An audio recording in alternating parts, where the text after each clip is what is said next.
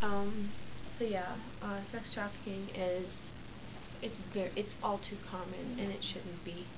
It's you might think that trafficking is like it happens in India and Africa and third world countries, but honestly, it happens right here, where you live, wherever you live.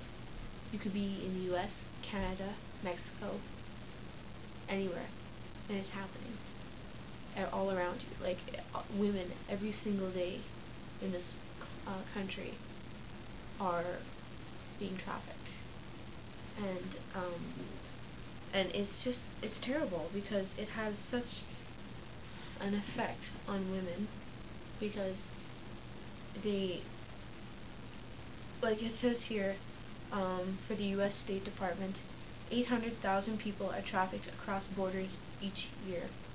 800,000. Do you know how many people that is? And it is estimated that 2 children per minute are trafficked for sexual exploitation. That's just. And human trafficking generates between 10 and 12 billion dollars a year. And it's so, it's gross. It is. And it's, human exploitation is something that we need to become aware of because we need to stand up against these traffickers and help the police department, FBI, CIA, everyone. Like, we need to become aware. Like, I'm repeating myself, but we need to become aware and stand up to human trafficking because it could happen to you. It could happen to your sister, your mother, even your brother. It's not common that boys are forced into the sex trade, but it does happen. And I even heard of, it's probably not true because, it's probably not a true story because I saw it on a movie. Oh, actually, no, it wasn't. It was a documentary, so it is true. This boy was living in the U.S. and he had been trafficked from, I think, was it Mexico? Or somewhere south of the U.S. border. And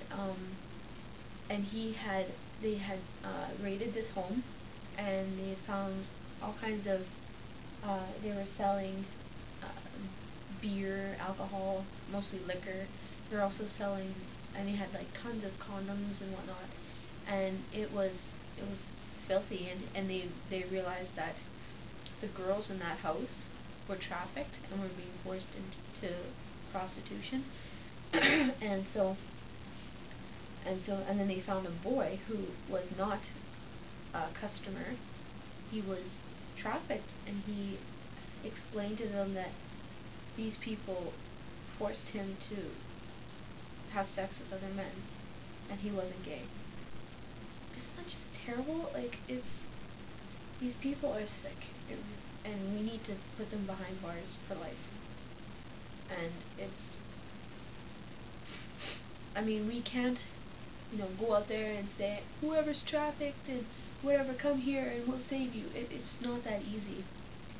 And we have to, before we can go into other countries and help them, we need to help people in our own country first.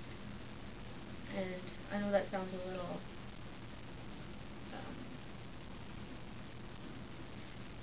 I want to say selfish, but it's true. And most people that are trafficked are in the U.S. And the U.S. is the biggest market, or is the biggest place on market for sex trade. And it's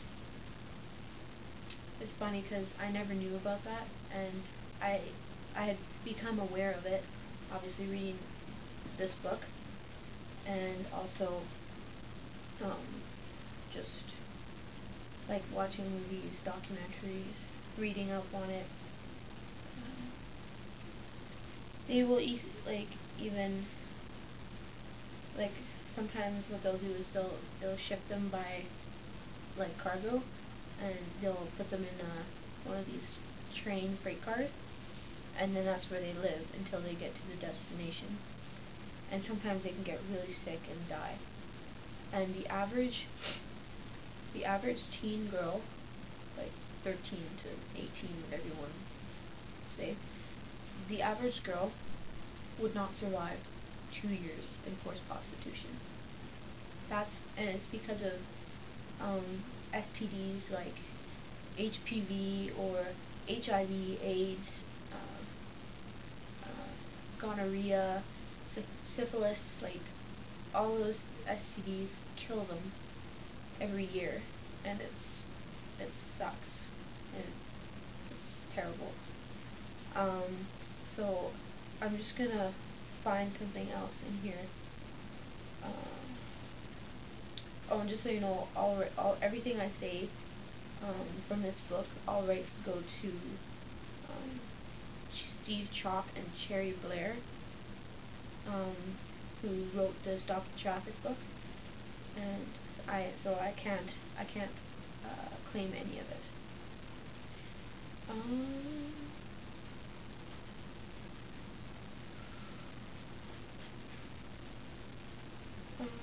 Okay, but also, like, one thing that is said in here that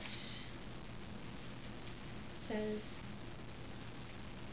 finding it, says Article 4 of the Universal Declaration of Human Rights says that people should not be bought and sold, and yet today trafficking of people is the fastest growing global crime.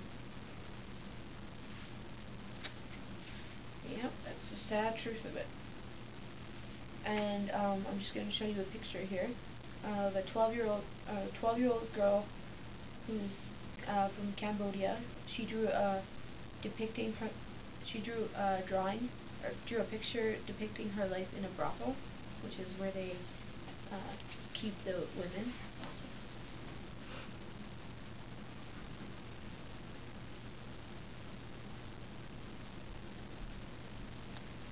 And some people, I'll try to keep this nice and short, but I just want to read some things that on the back. There's one from UK, someone from the UK. She was a traffic survivor. Emma Thompson, who's an actress, and Daniel Bedingfield, a singer. This trafficking survivor said, "I was trafficked, I survived. Men would always say I was the age of their daughter or their girlfriend. Stop and think what you would do if this was your daughter, son, sister, brother.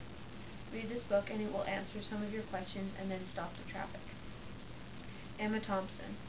"Make no mistake about it, trafficking is torture. It must not be allowed to continue. This book will help you to do your part, so please buy it and join the fight." Daniel Bedingfield. "Criminals take advantage of the fact that human beings are the world's precious commodity. Let's finish that will before it started. We can stop the traffic, and we must." So yeah. And one last thing. There was also a girl who she had been taken away from her family, and after I think it was about a year, she just couldn't take it anymore, and she tried to commit suicide. It didn't work. She survived, obviously, but that's what happens if we don't rescue them. So please buy this book. It'll help you become aware, and it'll help you to stop the traffic, as it says. It just kind of, for a moment, put yourself in these women and men's shoes. Think about what life would be like, and then please make a decision to donate or act on it, or stand up is basically what I'm saying. And